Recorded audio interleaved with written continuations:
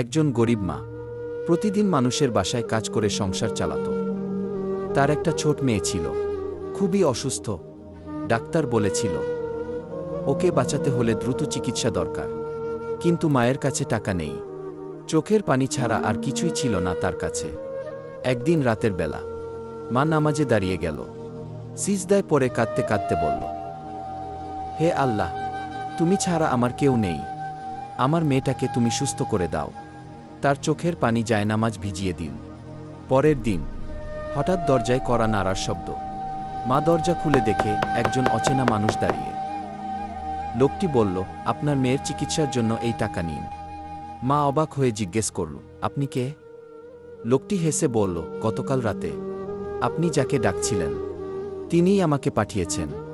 এই কথা শুনে মা কেঁদে ফেল। সে বুঝে গেল আল্লাহ কখনো বান্দার দোয়া ফেরত দেন না।